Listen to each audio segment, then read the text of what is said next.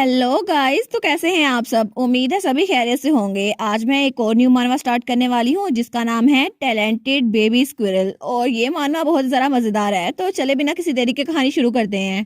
कहानी की शुरुआत होती है और हमें एक शानदार सा घर दिखा रहता है जहाँ पर एक औरत और एक छोटी सी बच्ची जा रही थी। तो वो औरत कहती है, तुम्हें पता है ना तुम्हें क्या करना है, तुम्हें उनके सामने झुकना है और अपने मैनर्स मत भूलना, ठीक है। और वैसे भी वो स्नेक की रॉयल फैमिली से हैं। तो वो बच्ची वो तो थोड़ी कंफ्यूज लग रही थी। वो सोचती है कि जब अपने चेहरे की तरफ हाथ लगाती है ना, वो सोचती है मैं श्योर हूँ कि मैं तो मर चुकी थी, तो आखिर मैं यहाँ पर इतनी छोटी सी क्यों बनी हुई हूँ। और तब उसे याद आता है कि कुछ वक्त पहले वो तो जमीन पे लेटी हुई थी और उसके गर्दन के इर्द गिर्द खून ही खून था। वो सोचती है उस वक्त तो मेरी आंखों के सामने अंधेरा छा रहा था, जैसे इस दुनिया में कुछ बाकी नहीं बचा। तो आखिर अभी मैं देख क्यों सकती हूँ। और तभी उसके सामने एक और बच्चा खड़ा हुआ था। तो वो कहती है क्या रिटर, आखिर ये ऐसे कैसे हो सकता है। वो सोचती है मेरे सामने जो खड़ा है ना, ये तो वही है जिसने मुझे जान से मार डाला था, लेकिन अभी ये भी एक छोटा सा बच्चा क्यों बना हुआ है। तो तब वो कहता है अच्छा तुम्हें मेरा नाम पहले से पता है। वो सोचती है क्योंकि यही है मेरा चाइल्डहुड फ्रेंड जिसने मुझे जान से मारा था। तो तब पीछे से उसकी आंट कहती है तुम कर क्या रही हो ऐसे खड़ी हुई, तुम्हें उनको ग्रीट करना चाहिए, समझ गई ना तुम। तो हमारी छोटी सी हीरोइन सोचती है आखिर ये आवाज, ये तो मेरी जानी पहचानी है, ये तो मेरी आंटी की आवाज है। और ये वही दिन है जब मैं पहली बार रिटर से मिली थी। तो तब वो अपने हाथों को देखती है। तो वो सोचती है इसका मतलब है हम दोनों जिंदा हैं और हम दोनों इतने छोटे हो गए हैं, क्या मैं टाइम ट्रेवल करके पास्ट में आ गई हूँ। तो तब वो ये सब कुछ सोच रही थी। तो रिटर कहता है इट्स ओके, तुम्हें मेरे इर्द गिर्द बहुत ऑकवर्ड लग रहा होगा क्योंकि हमारी फर्स्ट मीटिंग है। वो सोचती है इट्स ओके, ये हर बार मुझे यही कहा करता था क्योंकि रिटर वो एक नोबल है जो कि एक स्नेक शिफ्टर है। तो तब उसे याद आता है जब उसकी पास्ट लाइफ में भी पहली बार उसने यही कहा था इट्स ओके, फर्क नहीं पड़ता कि तुम एक स्क्विरल शिफ्टर हो, लेकिन फिर भी मैं तुमसे दोस्ती करूंगा। और तब वो बहुत छोटी थी। तो वो सोचती है ये हर बार मुझसे यही कहा करता था कि तुम तो मेरी बहुत ज्यादा अच्छी दोस्त हो और फर्क नहीं पड़ता कि तुम एक स्क्विरल हो, लेकिन फिर भी मैं तुम्हारे साथ दोस्त बना रहूंगा। वो सोचती है मैं तो तब इसकी बातों पे अंधाधुंध यकीन कर लेती थी, तब तक जब तक इसने अपने दांत मेरी गर्दन में नहीं गाड़े, क्योंकि एक स्नेक है उसकी वजह से इसका वेनम मेरी बॉडी में फैल गया और मैं उसी वक्त मर गई। लेकिन मेरे ख्वाब वो तो अधूरे रह गए ना। और तब वो सोचती है आखिर ये सब कुछ शुरू कैसे हुआ था। और तब उसे अपनी पास्ट लाइफ शुरू से याद आती है। वो सोचती है जब से मैं छोटी थी ना, तब से मुझे याद है मैं अकेली रहा करती थी और मैं सिर्फ बुक्स के दरमियान रहा करती थी क्योंकि मेरे पास और कोई नहीं था और बुक्स ही मेरी इकलौती दोस्त थी जब तक मैं उससे नहीं मिली। और तब दरवाजा खुलता है और उसकी आंट वहां पर आती है। वो कहती है तुम यहाँ पर बड़ी बड़ी क्या कर रही हो, जल्दी करो और तैयार हो, हमें कहीं पर जाना है। वो कहती है क्या मुझे, तो उसकी आंट कहती है हाँ तुम्हें। वो सोचती है पता नहीं, आंट पहले मुझे तो कभी कहीं ले गई, तो आज पता नहीं उन्हें मुझे कहाँ लेके जाना है। लेकिन तब उसकी आंटी एक बुक की तरफ इशारा करते हुए कहती है आज तुम भी एक वैल्यूएबल चीज करने वाली हो जैसे तुम्हारी उम्र के बच्चों को करना चाहिए। हालांकि मैं जानती हूँ कि तुम इस शादी के काबिल नहीं हो, लेकिन फिर भी तुम ड्यूक की बेटी हो, तो फिर तुम्हारा कुछ तो फायदा होना चाहिए ना। और तब उसे वो उस जगह पर लेकर आई थी उस खूबसूरत से घर में। तो तब उसकी आंट उसको अच्छे से कपड़े पहनाकर वहां लेके जा रही थी। वो कहती है याद रखना हिज हाइनेस तुम्हारे फ्यूचर हस्बैंड बनेंगे, तो तुम्हें उन्हें सर्व करना होगा अपने पूरे दिलो जान से, और अगर तुमने अपने हस्बैंड की खिदमत ना की ना तो फिर देखना। तो तब उसकी आंट उसको बातें सुनाई जा रही थी। वो सोचती है इनकी बातें सुनकर तो मुझे ऐसा लग रहा है जैसे मैं किसी मॉन्स्टर के पास जा रही हूँ। तो तब उसकी आंटी उसकी तरफ देख के कहती है तुम्हारी माँ भी बिल्कुल तुम्हारी तरह थी, लेकिन उसने भी शादी की थी, तो तुम भी ये सब कुछ कर ही सकती हो, है ना। उसका दिल जीतना तुम्हारे लिए बिल्कुल भी मुश्किल नहीं होगा। और आगे वहां पे सारी मेड्स वो तरतीब से खड़ी हुई थी। तो तब उसकी आंट कहती है उनको ग्रीट करो, वो है हिज हाइनेस, तो उनके सामने झुकना मत भूलना क्योंकि तुम्हारे सामने कोई आम इंसान नहीं है, वो नोबल व्हाइट स्नेक का ब्लड है। और तब वहां पे रीडर खड़ा हुआ था। वो स्माइल करके कहता है नहीं नहीं इसकी कोई जरूरत नहीं है, तुम्हें इतना फॉर्मल होने की कोई जरूरत नहीं है। और वो था रीटर जो कि 10 साल का था। तो तब हमारी हीरोइन को देखकर सोचती है ये तो बिल्कुल क्यूट सा है, जैसे आंटी ने कहा ना बिल्कुल भी वैसा नहीं है। तो प्रिंस रीटर उसकी तरफ हाथ बढ़ाते हुए कहता है मैं हूँ second Prince of esteem kingdom, तो तुमसे मिलकर बहुत ज्यादा खुशी हुई और अब से तुम मेरे साथ ही रहोगी। तो हमारी हीरोइन कंफ्यूज होकर उसको देख रही थी, लेकिन तभी हमारी हीरोइन के हाथ पे एक मोती सा बना हुआ था। तो रिटर उसके हाथ को देखता है। वो कहता है ये, तो हमारी हीरोइन जल्दी से अपने हाथ को पीछे कर लेती है। वो कहता है मैंने कभी भी किसी बच्चे के हाथ पे ऐसा निशान नहीं देखा। वो कहती है अच्छा ये, लेकिन असल में वो निशान था एक कॉन्स्टलेशन का, क्योंकि सिर्फ शेप शिफ्टर जो के डायरेक्ट डिसेंडेंट होते हैं ना, उनके हाथ में निशान होता है। और ये निशान ये था पीस ऑफ स्टार, जिसकी वजह से किसी के पास बहुत ज्यादा पावर्स होती थी। तो हमारी छोटू सी हीरोइन सोचती है नॉर्मली ये बात तो प्राउड करने वाली है, लेकिन मेरा निशान ये तो ब्लैक है ना, इसलिए मुझे ये पसंद नहीं है। तो तब रिटर उसके हाथ को पकड़ता है और कहता है इट्स ओके, तुम्हारा निशान बहुत ज्यादा प्रिटी है, ठीक है। तो तब वो रिटर को देखती है, वो सोचती है पहले कभी भी मुझे ये किसी ने नहीं कहा। तो रिटर कहता है मैं हमेशा तुम्हारी साइड पे रहूंगा, तुम्हें पता है ना मैं हमेशा तुम्हारे साथ रहूंगा। लेकिन हमारी छोटू सी हीरोइन उसको ये पता नहीं था कि जो प्रिंस जिसके साथ वो शादी करने वाली है फ्यूचर में, वो उसका बेस्ट फ्रेंड तो बनेगा, लेकिन जल्द ही उसकी दुनिया और सिमट जाएगी और वो बिल्कुल छोटी सी बन जाएगी। तो जब प्रिंस उससे मिलकर चला गया था ना, तो उसकी आंट उसके पास आई थी। वो कहती है अब से तुम्हें अपने लेसन पे फोकस करना होगा, अब से तुम्हें मैं किसी और रूम में शिफ्ट कर रही हूँ। लेकिन जिन लेसन का उसकी आंट ने जिक्र किया था वो तो कभी हुए नहीं थे और उससे भी ज्यादा छोटे से कमरे में उसको शिफ्ट कर दिया गया था।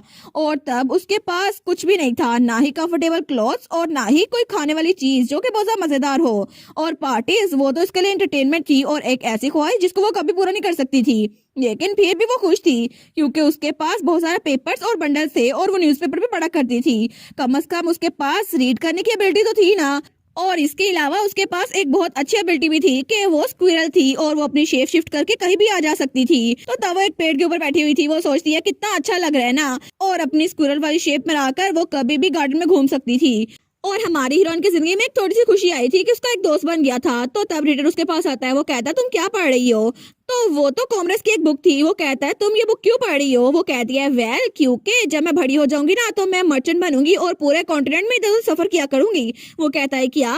तो हमारी हीरोइन कहती है मुझे यकीन है कि मैं बहुत अच्छी मर्चेंट बनूंगी और जब मैं ताजिर बन जाऊंगी ना तो तब देखना सारी अथॉरिटी मेरे पास आएगी। और एक मर्चेंट उसके पास तो नो सेंस ऑफ शेम होती है जो कि अनप्रॉफिटेबल हो। और इसके अलावा वो दिल में सोचती है मेरी आंट तो मुझे हमेशा कहा करती थी तुम्हारी फैमिली ने तुम्हें छोड़ दिया क्योंकि वो शर्मिंदा थे तुमसे, इसलिए तुम्हें मेरे पास भेजा, इसीलिए तुम कभी भी कुछ नहीं बन सकती। लेकिन वो दिल में सोचती है अगर मेरी फैमिली मुझसे शर्मिंदा है और मुझे अपने पास रख सकती है फिर तो अच्छा मौका है ना, मैं मर्चेंट बनूंगी और पूरी दुनिया घूमूंगी।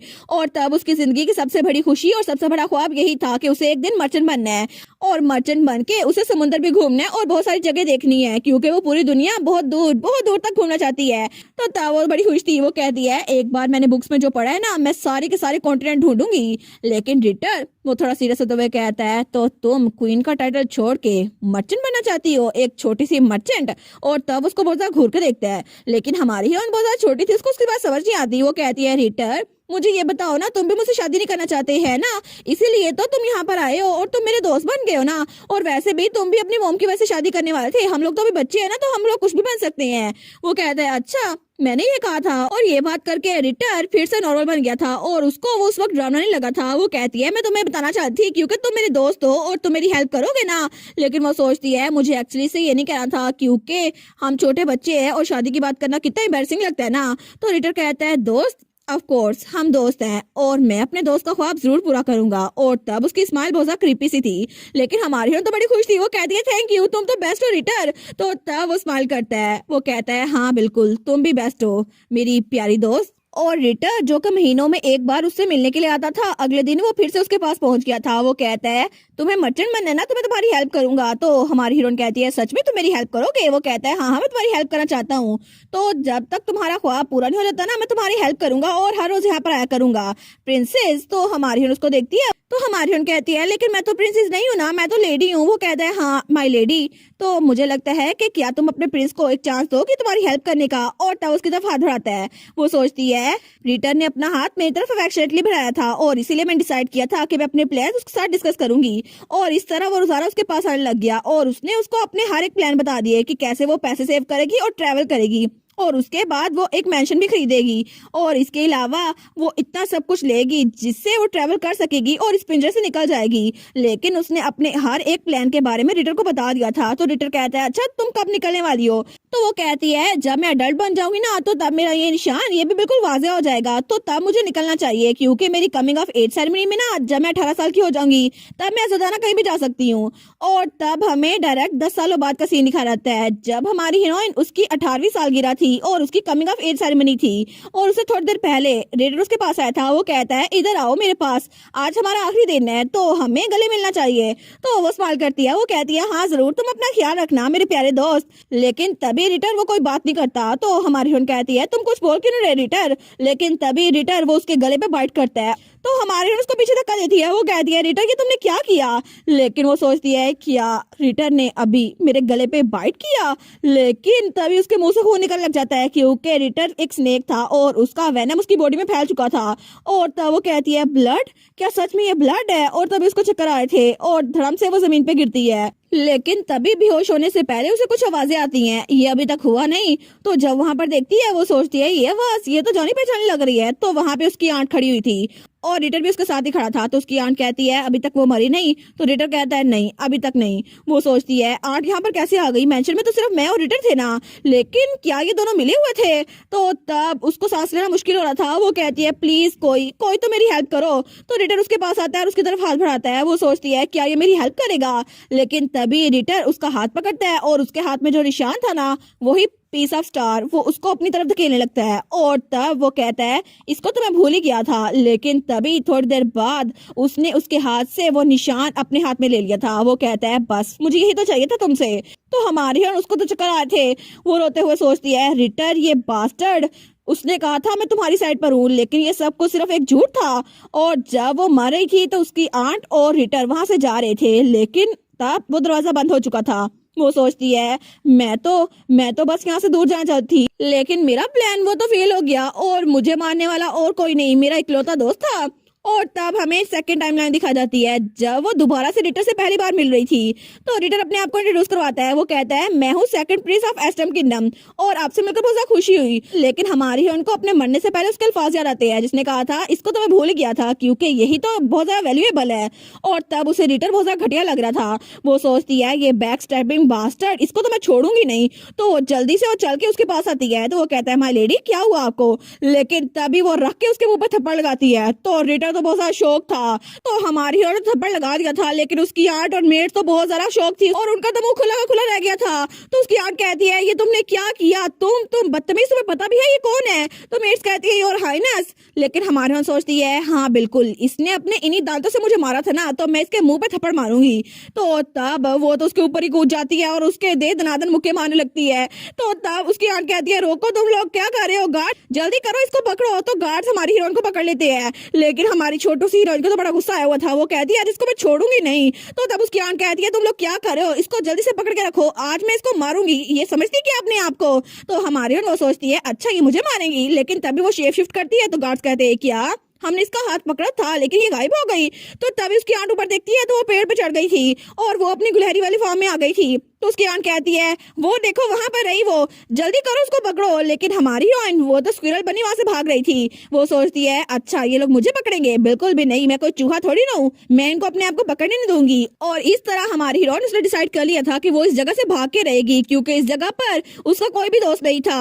और तब वहां से भाग निकली थी। लेकिन तभी बाजार का सीन दिखा जाता है। तो तब कोई कहता है नॉर्थ में हम लोग नॉर्थ एसलैंड साइड पे जा रहे हैं और अगर किसी को वहां पे जाना है तो यहाँ पर आ जाए। तो हमारी हीरोइन उस बग्गी के ऊपर बैठ गई थी। तो तब कोचवान कहता है हम लोग निकलने वाले हैं और तब वो बग्गी वहां से चलने लगती है। लेकिन हमारी हीरोइन उस पूरी जगह को देखती है। वो सोचती है ये तो वही जगह है ना जहाँ पे मैं भड़ी हुई थी और ये वही जगह है जहाँ पे मैं मरी थी। लेकिन मेरी गर्दन कितनी ज्यादा दर्द कर रही थी ना जब रिटर ने मेरी पास्ट लाइफ में मुझे काटा था। तो तब वो सोचती है मैं कितनी जरा खुश थी ना कि मैं उस जगह को छोड़ के चली जाऊंगी, लेकिन रिटर ने मुझे धोखा दे दिया और मुझे अभी भी बहुत ज्यादा अजीब लग रहा है इस जगह को छोड़ते हुए क्योंकि ये जगह यहाँ पे मेरी सारी की सारी पास्ट मेमोरीज हैं और यहाँ पे मेरा एक ही दोस्त था, लेकिन वो दोस्त नहीं वो तो सांप निकला। अरे वो तो सच में सांप था। तो तब वो बग्गी वहां से निकल रही थी। वो सोचती है गुड बाय मेरा प्यारा घर, लेकिन दोबारा कभी भी मैं यहाँ पर लौट के नहीं आऊंगी, अपनी आंट के होते हुए तो कभी भी नहीं। और दूसरी तरफ उसकी आंट तो उस मेंशन में चिल्लाई जा रही थी। वो कहती है तुम अनग्रेटफुल थिंग, तुम वापस तो आओ, तुम्हें मैं छोड़ूंगी नहीं। लेकिन प्रिंस रिटर वो तो हक्का बक्का वहां पे खड़ा रह गया था और तभी उसके मुंह से एक दांत बाहर निकलता है। तो तब वो सोचता है मुझे पता था कि इस बॉडी में ये बेबी टूथ पहले हिल रहा था, लेकिन सच में उसने मेरे मुंह पे मुक्का मारा। तो तब उसकी आंट को तो बड़ा गुस्सा चढ़ा हुआ था। वो कहती है एक बार मैं उसको पकड़ लूं सबक सिखाऊंगी। लेकिन तभी पीछे से रिटर कहता है वाई काउंटेस मेरी बात सुने, मुझे लगा था कि शायद आप अपनी नीस को मेरे साथ इंट्रोड्यूस करवाने वाले हैं।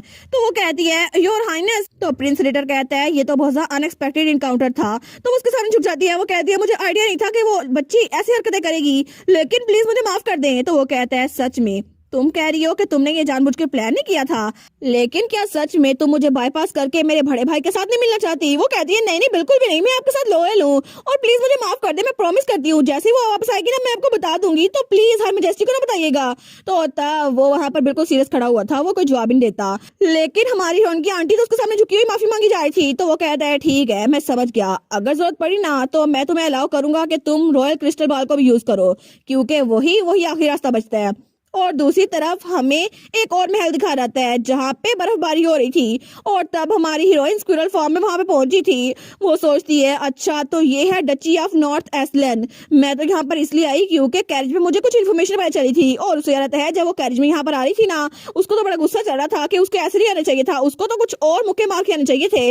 लेकिन तब वो बेचारी सोचती है अच्छा मैं इस बारे में सोच रही हूँ, तो वो तो सेकंड प्रिंस था ना, इसका मतलब है कि फर्स्ट प्रिंस भी होगा उसका बड़ा भाई, तो क्या मैं उसकी करूं और रिटर से बदला लूं? लेकिन वो सोचती है इस वक्त तो मैं 8 साल की हूँ, तो इसका मतलब है कि फर्स्ट प्रिंस अभी तक जिंदा होगा। लेकिन तभी वो अपनी आइडिया को बदल देती है, वो कहती है नहीं नहीं ऐसा तो नहीं है, मैं उससे डायरेक्टली मिल सकती हूँ, वैसे भी रॉयल फैमिली है और मैं डायरेक्टली ऐसे जाके ऐसे नहीं मिल सकती। और तब वहाँ पे जो कोचवान बैठे थे ना वो आपस में बातें कर रहे थे, तुमने सुना है यहाँ पर तो जंग खत्म होने वाली है? दूसरा कहता है सच में? वो कहता है हाँ हाँ बिल्कुल, गोल्डन लाइन ड्यूक की फैमिली की वजह से ये जंग खत्म हो रही है और उन्होंने तो बहुत ही ज्यादा मेहनत की है, अब तो रॉयल फैमिली भी उनको रोक नहीं सकती। तो दूसरा कहता है अगर ये सब कुछ ऐसे चलता रहा ना तो जंग तो जल्दी खत्म हो जाएगी, मुझे तो बहुत खुशी हो रही है। तो हमारी तो बहुत खुश हो गई थी, वो सोचती है अच्छा तो ग्रेट वार अब खत्म हो रही है, मतलब 10 सालों पहले जब पहली जंग खत्म हुई थी तो तब वो मेरी फैमिली की वजह से हुई थी, फिर तो और भी ज्यादा अच्छा हो गया ना, क्योंकि इनिशियल रिट्रीट वो सब कुछ गोल्डन लाइन ड्यू की वजह से हुआ था, जो कोई और नहीं मेरे फादर ही थे। वो सोचती है साउथ में से अच्छा है मैं यहाँ पर आ जाऊं, और वो सोचती है दूसरी जंग होने से पहले पहले ना मैं सारा कुछ अगर अपने फादर को बता दूंगी ना फिर तो वो लोग मुझे यहाँ रखने के लिए तैयार हो जाएंगे। और तब उसे रहता है उसने अपने फादर को सिर्फ न्यूज़पेपर में देखा था, golden line duke Leonard de Hart Aslan, और वो सोचती है वो तो अपने हाउस होल्ड के मास्टर है, लेकिन मैंने कभी भी अपनी पूरी लाइफ में उनको फादर कह के नहीं बुलाया, क्योंकि पूरी लाइफ में मैं कभी उनसे मिल ही नहीं पाई, जब तक मैं बड़ी नहीं हुई ना उन्होंने मुझे कोई लेटर भी नहीं लिखा, और मैं उनको पता नहीं कितने लेटर लिखा करती थी लेकिन कभी भी उनकी तरफ से रिस्पॉन्स नहीं आया। लेकिन मैं तो हमेशा उनको लेटर लिखा करती थी और वापस भी मुझे सिर्फ टुकड़े मिला करते थे, और इसीलिए मुझे लगा था कि शायद उन्होंने मुझे छोड़ दिया है और उनकी लाइफ में मेरी कोई अहमियत नहीं है, और मैं चाहती तो थी उनको कहूँ कि मैं उनके महल में रहूं, लेकिन मेरे सारे लेटर्स का जवाब ना आने पर मैंने डिसाइड कर लिया कि मैं अपना ख्वाब पूरा करूंगी और मैं एक मर्चेंट बनूंगी, और मैंने तो अपना पूरा माइंड बना लिया था कि मैं अपना खुद का गिल्ड शुरू करूंगी और उससे तो मेरे पास बहुत सारे पैसे आएंगे। लेकिन तभी वो वहाँ खड़ी वो सोच रही थी और नीचे बर्फ ही थी और उसने एक छोटा सा कपड़े का टुकड़ा लिया हुआ था। वो सोचती है आखिर मैं इस महल के अंदर कैसे जाऊं, पता नहीं यहाँ पर सिक्योरिटी भी इतनी ज्यादा है। तभी उस किले के ऊपर 2 स्पाई खड़े हुए थे, वो कहते हैं तुमने देखा वो चीज जो कैसल के सामने है? दूसरा कहता है तुम क्या बात कर रहे हो? तो तभी वो दूरबीन लेता है, वो कहता है मुझे जरा देखने दो। लेकिन जैसे वो हमारी हीरोइन को देखते हैं ना जो कि कुछ सोच रही थी, तो तब वो कहता है दरवाजा खोलो, और जैसे दरवाजा खुलने लगता है तो हमारी हीरोइन डर जाती है, वहां से भागने लगती है। वो कहती है नहीं नहीं कहीं ये मुझे मारने तो नहीं वाले। लेकिन तभी वहां पर जो स्पाई आया था वो कहता है प्लीज रुक जाए ना, आप ना जाए माई लेडी। तो हमारी हीरोइन सोचती है माई लेडी, क्या ये लोग मुझे बुला रहे हैं? क्या इनको पता है मैं कौन हूँ? तो वो नाइट उसके पास आता है, वो कहता है आपको ऐसे बिना किसी अटेंडेंट के बाहर नहीं घूमना चाहिए, आपका स्टेटस इस बात की इजाजत नहीं देता, प्लीज आपको यहाँ से नहीं जाना चाहिए। तो हमारे उनसे कहती है क्या तुम मुझे जानते हो? लेकिन उसकी गुलहरिया वाली आवाज उसको समझ नहीं आ रही थी। तो वो नाइट कहता है मुझे माफ कीजिएगा, मुझे आपकी स्क्विरल लैंग्वेज नहीं आती। तो तब वो कहता है मैं आपको अंदर ले चलता हूँ, और उसको अपने हाथों में बिठा के अंदर लेके जा रहा था। लेकिन उस छोटी सी स्क्विरल को देखकर सारी की सारी मेड्स बहुत ज्यादा खुश थी, वो कहती है देखो सही कितनी क्यूट है। लेकिन वो स्पाई वो तो उसको आराम से अंदर लेके जा रहा था, और हमारे हिरन तो बिल्कुल कोई चीफ गेस्ट बनी हुई थी। तो तभी वहां पर एक फीमेल बटलर आती है, वो कहती है निकलो सारे यहाँ से। तो तब सारे कहते हैं मिस जोआना, और वो थी जोआना फीमेल बटलर। वो कहती है ओ डियर, सच में ग्रेट हाउस एस्लाम की बेटी वो ऐसे सर्दी में बाहर घूम रही है। लेकिन हमारे सोचती है मुझे पता था कि मैं उनके लिए बहुत ज्यादा फिल्थी हूँ, लेकिन इनको अगर बुरा लगा मैं यहाँ पर आ गई हूँ, तो अगर इन्होंने मुझे बाहर निकाल दिया और अगर इनको बुरा लगा कि मैं एक लायन की बेटी होकर भी स्क्विरल हूँ तो क्या होगा? तो फीमेल बटलर वो उसके सामने होते हुए कह दिया आप तो बिल्कुल सूख गई हैं, आपके चीक्स तो देखें। और तब हमारी हीरोइन भी उसको बड़ी क्यूट सी लग रही थी। तो हमारी कहती है क्या? वो कहती है कि मेरी गलती है माय लेडी, प्लीज आप अंदर आए ना, और उसको खाने के लिए बहुत सारी चीजें देती है। वो कहती है आपको जो चाहिए आप ये खा ले। तो हमारी हीरोइन फिर से अपनी नॉर्मल बॉडी में आ गई थी। वो सोचती है मुझे लगा था मुझे वापस देखकर ये बहुत अपसेट होंगे, लेकिन यहाँ के लोग तो बड़े अच्छे हैं। लेकिन तब तो वो बड़े आराम से जूस पी रही थी। वो सोचती है ओ नो, मुझे अपने आप को थोड़ा काबू रखना होगा, क्योंकि इस दुनिया में कोई भी ऐसी चीज नहीं है जो बिना किसी फायदे के आपको कोई फायदा दे। और रिटर की वजह से मुझे थोड़ा सबक सीखना चाहिए ना। उसने मेरी तरफ काइंडनेस दिखाई, लेकिन असल में वो वापसी में मुझसे कुछ चाह था, मेरा ये निशान। तो तब वहाँ पर जूस का गिलास रख देती है। तो वो सोचती है फिर भी इस पूरी दुनिया में मैं जिस पर ट्रस्ट कर सकती हूँ ना, वो मैं खुद ही हूँ, तो वापसी में मुझे भी उनको कुछ देना होगा। तो वो बटलर से कहती है मुझे आपसे कुछ पूछना था लेडी बटलर। तो बटलर कहती है आपको इतना फॉर्मल होने की जरूरत नहीं है माय लेडी, आप मुझे जुआना कह सकती हैं। तो हमारी बहन कहती है जुआना, असल में मैं आपके साथ एक डील करना चाहती हूँ, क्या मेरे साथ डील करेंगी?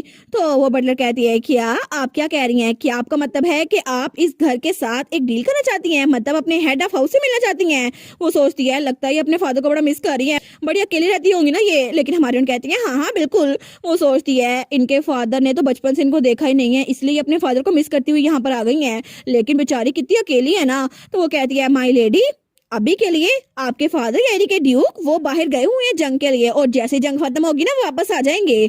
तो अगर आप उनको मिस करेंगे ना फिर भी आप उनसे मिल नहीं सकती, और जैसे ही वो विलन को हरा देंगे ना यहाँ पर वापस आ जाएंगे। तो हमारी उन कहती है क्या? वो कहती है तब तक के लिए आप यहाँ पर रहें और इस सेफ जगह पे इंतजार करें। तो हमारी उन कहती है अच्छा तो यहाँ पर सबसे ज्यादा अथॉरिटी किसके पास है उनके अलावा? तो हमारी हन सोचती है मुझे जल्द से जल्द कोई इनिशियल रिट्रीट करनी होगी ताकि वो लोग मुझे यहाँ से बाहर ना निकाले।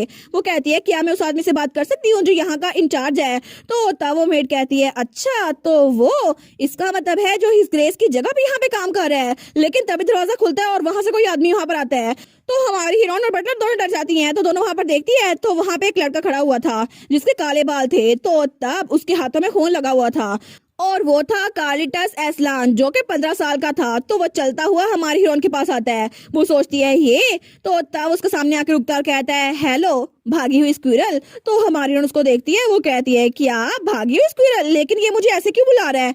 तो तब वो उसको घूरी जा रहा था। तो हमारे सोचती है ये मुझे ऐसे क्यों देख रहा है, हालांकि मैं घर से भागी हूँ, लेकिन इसका ये मतलब तो नहीं है मैं इनके लिए कोई परेशानी हूँ, मेरी जान खतरे में थी इसलिए मैं वहां से भागी हूँ। तो पीछे से वो बटलर कहती है माय लॉर्ड वो भी बहुत ज्यादा छोटी है, आपको उनसे ऐसी बात नहीं करनी चाहिए। तो हमारे सोचती है मैं भागी हूँ लेकिन मुझे लगा था कि मैं अच्छी जगह पर आई हूँ। तो पीछे से वो नाइट और बटलर उसके पास आती है। वो कहती है आपको उनसे ऐसी बात नहीं करनी चाहिए और जरा अपने चेहरे से खून तो साफ कर लें। तो तब वो दोनों उसके मुंह से खून साफ कर रहे थे। तो हमारी सोचती है मुझे लगता है कि इसको मेरा आना बुरा लग गया है, लेकिन अगर ये मेरे फादर का कैसल है भी ना तो फिर भी मैंने इसको पोर्ट्रेट में देखा हुआ है और मुझे लगता है कि ये तो कार्लिटस एस्लान है, यानी कि मेरा बड़ा भाई है ना, एक ऐसा जीनियस स्वॉर्डमैन जिसने 10 साल की उम्र में बैटलफील्ड में जाना शुरू कर दिया था, और जैसे कि वो उसका घर हो और हर कोई इससे डरता है क्योंकि ये बहुत ज्यादा डरावना है और ऐसा लगता है ये डायरेक्ट बैटलफील्ड से ही आया है। और इसको सब लोग रेड लाइन भी कहते हैं क्योंकि ये हर वक्त खून में डूबा रहता है। लेकिन वो सोचती है मुझे यकीन नहीं होता कि ये आदमी जो मेरे सामने खड़ा है ये असल में मेरा भाई है। तो तब उसका भाई उसके सामने आता हुआ कहता है अच्छा तो तुम हो मेरी बेबी सिस्टर। वो सोचती है क्या मतलब, इसको लगता है कि ये खुश नहीं है क्योंकि मैं इसकी सिस्टर हूँ। और तब वो तो बहुत ज्यादा उदास हो गई थी और बड़ी परेशान भी, लेकिन तभी उसके भाई को कुछ एहसास होता है। वो उसके पास आता हुआ कहता है आखिर तुम्हारे इर्द गिर्द से स्नेक की स्मेल क्यों आ रही है? और थोड़ी देर पहले वो रिटर से मिली थी ना और उसके मुक्के मारे थे इसलिए उसकी स्मेल उसके पास आ गई थी। लेकिन उसका भाई उसके पास आता है, वो सोचती है स्नेक की तरह, लेकिन मुझे लगता है कि इसकी आईज ये तो एस्लान की गोल्डन आईज है और गोल्डन आईज ये तो लाइन शिफ्टर में होती है ना, और ये आईज तो बहुत ही ज्यादा रेयर है, लेकिन इसको देख ही पता चल रहा है ये कितना पावरफुल होगा।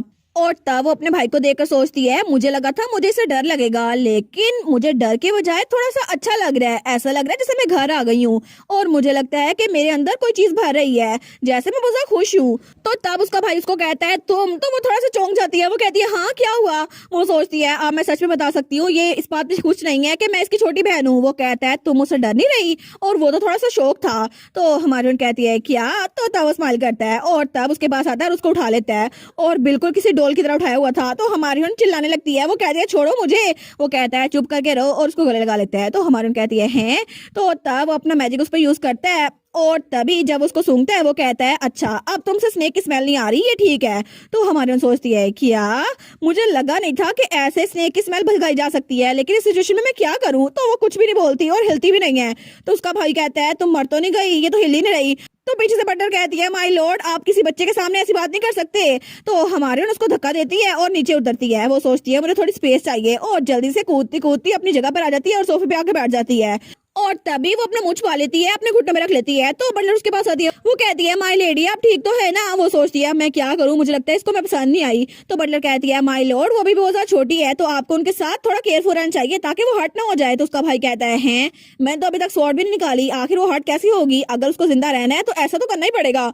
तो हमारे यहाँ सोचती है स्वॉर्ड, ये तलवार निकालने की बात क्यों कर रहा है, क्या इसको लगता है कि ये मुझे तलवार से मार देगा। तो तब उसका भाई कहता है एनीवेज ये चीज यहाँ पर है। तो बटलर कहती है ये चीज, आखिर आप अपनी बहन को ये चीज कैसे कह सकते हैं। वो कहता है अच्छा अगर मैं इसको ये चीज ना कहूँ तो इसको क्या कहूँ, भागी हुई स्क्विरल, और इसका तो अभी तक कोई नाम ही नहीं है। तो हमारे यहाँ सोचती है मेरा नाम। तो वो सोचती है जब वो अपनी आंट के घर में थी ना तो सब लोग उसको हाफलिंग्स कहा करते थे क्योंकि वो एक लाइन और स्क्विरल की बेटी थी ना, शायद इसीलिए।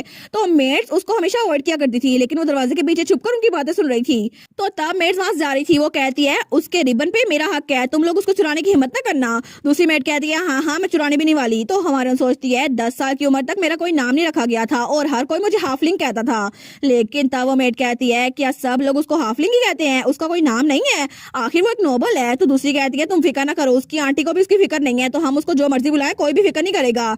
तो तब दूसरी कहती है एग्जैक्टली वो तो एक हाफलिंग ही है और तुमने देखा उसके डार्क आईज। तो हमारे सोचती है हाँ बिल्कुल डार्क आईज, क्योंकि ड्रैगन शिफ्टर की आईज वो डिफरेंट होती है और स्नेक शिफ्टर की भी, लेकिन सबकी गोल्डन आईज है और लाइन शिफ्टर की भी आईज गोल्डन है जैसे मेरे भाई की। और जिसकी आंखों का कलर जितना ज्यादा गोल्डन होगा ना वो इतना ज्यादा पावरफुल होंगे। और सबसे ज्यादा पावरफुल फैमिली यहाँ पर लाइन की फैमिली है जो कि मेरे डैड की फैमिली है, लेकिन मेरी आईज वो तो ब्लैक है। तो तब दूसरी मेट कहती है वो तो हाफलिंग है ना इसीलिए उसके पास डार्क आईज है। वो सोचती है मेरी ये डार्क आईज इसी वजह से हर कोई मुझे नीचे दिखाता था, लेकिन मेरे रीबॉर्न होने से पहले भी ना मैं हाफलिंग नहीं थी, मेरा कोई नाम था, इसीलिए मैं इनको बताऊंगी मेरा नाम है। और वो सोचती है जब मैं 10 साल की हुई थी ना तो पता नहीं कैसे लेकिन शायद गलती से मेरे फादर ने मुझे एक लेटर लिखा था और उसमें उन्होंने मुझे एक नाम दिया था, लेकिन मुझे याद नहीं पड़ता, शायद उन्होंने गलती से मुझे ये नाम दे दिया, लेकिन मेरे लिए ये नाम बहुत ज्यादा इंपॉर्टेंट था और इसीलिए मैं अपने इस नाम को प्रोटेक्ट करके रहूंगी। तो वो खड़ी होती है और कहती है मेरा नाम है। तो बटलर उसका भाई दोनों उसकी तरफ देखती है तो वो कहती है बेटी, मेरा नाम है बेटी और तुम लोग मुझे यही बुला सकते हो। तो वो बटलर कहती है बेटी, सच में आपका नाम बेटी है। तो उसका भाई कहता है क्या तुम्हारा नाम क्या है बेटी।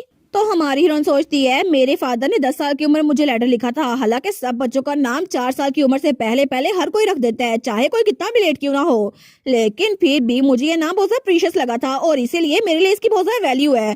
तो तब उसका भाई इसको घूरी जा था। वो सोचती है मुझे कोई आइडिया नहीं मेरा भाई क्या सोच रहा है, लेकिन फिर भी क्या उसको लगता है कि ये नाम अच्छा नहीं है। तो बटलर कहती है मुझे पता है बेटी का क्या मतलब होता है, बेटी का मतलब होता है ब्लेसिंग और ये तो बहुत अच्छा नाम है और ये नाम आप पे सूट करता है, क्या आपने ये नाम खुद रखा। तो हमारी उन कहती है नहीं ये नाम तो मुझे दिया था किसी ने। वो कहती है अच्छा, लेकिन बटलर सोचती है ऐसा लगता है कि मैं कुछ भी कहूंगी तो ये डिसअपॉइंट हो जाएंगी, लेकिन तब उसका भाई कहता है बेटी। तो हमारी उन थोड़ी सी चौंकती है, वो सोचती है मेरे भाई ने मुझे मेरे नाम से बुलाया, लेकिन वो सोचती है मेरा भाई, मुझे सच में ये फीलिंग पता नहीं है लेकिन मुझे थोड़ा ऑकवर्ड लग रहा है। तो तब उसका भाई कहता है ओए बच्ची। तो वो कहती है क्या। तो उसका भाई कहता है तुम छोटी सी हो तो तुम्हारा नाम बेटी की जगह बुशी टेल ना रख दूं क्योंकि तुम्हारी टेल छोटी सी होगी। तो वो कहती है हैं।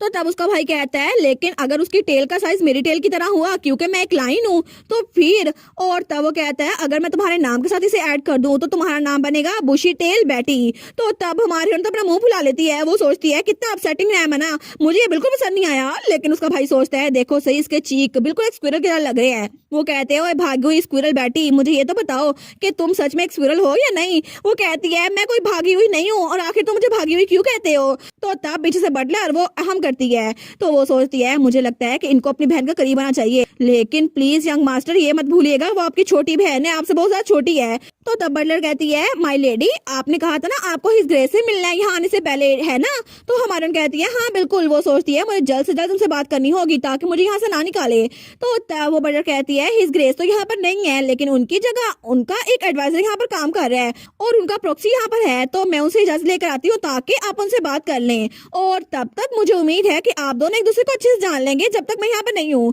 तो तब वहां से निकल जाती है। तो हमारे सोचती है क्या सिर्फ हम दोनों, इसका मतलब है मेरा भाई और मैं बस यहाँ पर रहेंगे। तो तब वहां से निकलती है। वो सोचती है मुझे लगा नहीं था कि उन्होंने खुद ही अपने लिए एक नाम रख दिया होगा। तो दूसरी मेड उसको टकराती है, वो कहती है हेलो मैडम। लेकिन तब वो बटलर सोचती है एक नाम वो तो किसी बच्चे की खूबी की वजह से उसको दिया जाता है, स्पेशली उसकी पर्सनैलिटी के हिसाब से, लेकिन अगर उसका नाम उसको उसकी पर्सनैलिटी के हिसाब से ना दिया जाए ना तो फ्यूचर में कोई भी एक्सीडेंट हो सकता है। और ऐसे इंसिडेंट से बचाने के लिए बहुत ज्यादा ध्यान से बच्चों का नाम रखा जाता है, जैसे कि बच्चों का टेम्परीमेंट के वो गुस्सा करते हैं या फिर नहीं, और उनको 1 से 2 साल तक जज किया जाता है और उसके उसके बाद उनके लिए सूटेबल नाम रखा जाता है। स्पेशली अगर कोई फैमिली अपने बच्चों को बहुत ज्यादा पसंद करती है ना, तो नाम रखने में 3 से 4 साल लग जाते हैं, लेकिन फिर भी ये परफेक्ट नाम रखा जाता है जिसकी वजह से कोई भी बच्चा प्रोटेक्ट रहता है। लेकिन वो सोचती है अभी भी कितना अजीब है ना कि वो 8 साल की हो गई थी और उनको अपना नाम नहीं पता था, इसीलिए उन्होंने खुद ही अपना नाम रख दिया। वैसे भी वो अब कोई छोटी सी बच्ची तो है नहीं, और वहां पे एक स्क्विरल का स्टैचू पड़ा हुआ था। वो सोचती है अब आखिर कब तक हम उन्हें माई बेबी कह के बुलाएं। लेकिन हमारी हिरन वो दूसरी तरफ सोफे पे बैठी हुई थी। वो सोचती है कितना अनकंफर्टेबल है ना, कितना ऑकवर्ड है, मेरा भाई मुझसे इतना दूर है लेकिन फिर भी मैं तो खुद उससे दूर हुई थी। तो तब वो सोचती है पता नहीं जोआना कब वापस आने वाली है, तो उसका भाई उसको घूरी जा था। तो तब वो सोचता है ये तो बिल्कुल छोटी सी लगती है, और इसके बाल कितने फ्लफी है ना, मेरी तरह बिल्कुल भी नहीं है, और मेरे सामने तो कितनी छोटी सी है, और ऐसा लगता है कि इसकी टेल भी मुझसे छोटी होगी। लेकिन वो सोचता है जब ये यहाँ पर पहली बार आई थी ना, तो ये स्क्विरल फॉर्म में थी और सबने इसको देखा था, लेकिन यहाँ पर इकलौता मैं ही था जिसने इसको नहीं देखा इसके स्क्विरल फॉर्म में। तो उसके पास आने लगता है, तो हमारी बेटी वो थोड़ा सा शौक होती है, तो उसका भाई उसको आगे घूरने लगता है। वो कहता है तुम, तो हमारी कहती है हाँ क्या हुआ, तो उसका भाई कहता है तुम अभी मेरे सामने स्क्विरल बन जाओ ना। तो वो कहती है क्या क्या बनूं। वो सोचती है क्या ये अचानक से मुझे स्क्विरल बनने का क्यों कह रहा है, क्या मेरे साथ ये कुछ करना चाहता है, क्या बताइए मुझे इसलिए स्क्विरल बनने का कह रहा है क्योंकि मुझे छोटी सी फार्म में उठाएगा और जमीन पे पटक देगा, लेकिन फिर मेरा क्या बनेगा ना। तो तब उसका भाई सोचता है पता नहीं ये क्या सोची जा रही है, इतने छोटे से दिमाग में पता नहीं क्या सोच रही है। तो हमारी हिरोइन वो कुछ सोचती है, वो सोचती है क्या मैं स्क्विरल बनूं या फिर ना बनूं, मेरा भाई मेरे साथ कुछ बुरा तो नहीं करेगा, मुझे बुली तो नहीं करेगा। लेकिन उसका भाई वो सोचता है अब ये दोबारा से यहाँ से ना भाग जाए, और वो सोचता है स्पेशली एक वजह है जिसकी वजह से मैंने इसे स्क्विरल बनने को कहा है, क्योंकि जब से मैं छोटा था ना, तो मेरे अंदर लायन की बहुत ज्यादा पावर थी, जिसकी वजह से हर कोई मुझसे डरता था और हर छोटा जानवर मुझसे डर के भाग जाता था।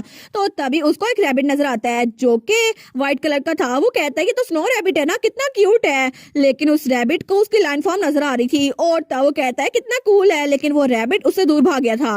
वो सोचता है उस वक्त मुझे एहसास हुआ कि सारे जानवर मुझसे डरते हैं, और इसीलिए मैं चाहता था कि किसी छोटे से जानवर को अपने हाथ में पकड़ूं, लेकिन अभी भी मेरी बहन मेरे सामने स्क्विरल नहीं बन रही। तो तब वो थोड़ा सा उदास हो जाता है। तो तब वो सोचती है मेरा भाई ये तो कितना ऑब्वियस है ना कि ये चाहता है मैं स्क्विरल बनूं, लेकिन मैं सोच रही थी इससे दूर रहूंगी तो शायद इसको अच्छा लगेगा। तो तब वो सोचती है ठीक है इससे कोई फर्क नहीं पड़ता, मेरे फादर और इसके फादर एक ही है ना, तो फर्क नहीं पड़ता, तो मैं इसके सामने स्क्विरल बनी रहूंगी, वैसे भी ये मेरा भाई है। तो वो सोचती है वैसे भी ये मेरे फादर से डिफरेंट है, जिन्होंने एक फाड़ा हुआ लेटर मुझे भेज दिया था और गलती से एक लेटर मुझे भेजा, उसके अलावा पूरी जिंदगी में मुझसे बात नहीं की, लेकिन इसके साथ तो मैंने अपनी पुरानी लाइफ में भी कोई बात नहीं की थी, तो मैं भी अच्छा हो, और ये तो बहुत ही ज्यादा ब्रेव है, इसीलिए शायद मुझे इसकी बात माननी चाहिए, और क्या पता मैं इसके साथ दोस्ती कर लूं। तो वो कहती है ठीक है मैं ये करती हूँ, और तभी वो अपना रूप चेंज करती है, तो वहां पे सिर्फ उसका क्लॉथ से, तो उसका भाई उसको देखते हैं, तो तभी वो अपने क्लॉथ के अंदर से निकलती है छोटी सी स्क्विरल बन के, और जैसी वो छोटी सी स्क्विरल फॉर्म में आती है ना, तो बड़ी क्यूट लग रही थी।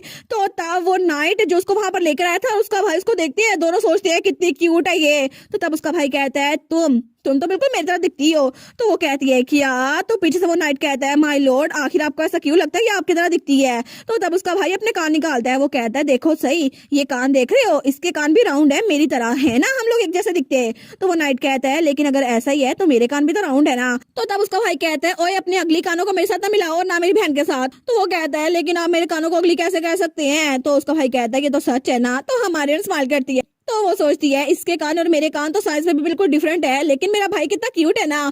तो तभी वो कुक कर रही थी। तो तब उसका भाई उसको देखता है, वो सोचते हैं अच्छा तो स्क्विरल्स ये आवाज निकालती हैं, लेकिन ये लाइन की तरह धारती नहीं है। तो तब उसको घुरी जा था, लेकिन तभी वहां पे सीड्स पड़े हुए थे। तो तब वो एक सीड उठाता है और अपनी बहन के पास लेकर आता है। वो कहता है ओए इसको खा लो। तो उसकी बहन उसको देखती है, वो सोचती है क्या मैं इसको खाऊं या फिर ना खाऊं, लेकिन अगर मैंने इसको ना खाया तो ये थोड़ा रूड हो जाएगा। तो तब वो आहिस्ता आहिस्ता बढ़ती है अपने भाई के हाथ की तरफ और उसके हाथ पे चढ़कर वो सीड खाने लगती है, और बड़ी क्यूट सी लग रही थी। तो उसका भाई वो सोचता है कितनी प्रीशियस है ये तो कितनी क्यूट है। और तब बेटी हमारी हीरोइन वो उसके हाथ पे बैठ के वो सीट खा रही थी, और उसका भाई वो उसको देखी जा रहा था बड़े प्यार से। वो सोचता है मेरी बहन इतनी क्यूट है, मुझे पहले पता क्यों नहीं चला। और इसी के साथ ये वाला पार्ट यहीं पर ख़त्म। तो आप लोग बताइएगा आप लोग को ये पार्ट कैसा लगा, और वीडियो को लाइक और चैनल को सब्सक्राइब लाजमी कीजिएगा। बाकी वीडियोस का लिंक भी स्क्रीन पर नज़र आ रहा होगा, तो काइंडली उनको भी चेकआउट कर ले। और thank you so much for watching my videos. Stay safe, bye bye.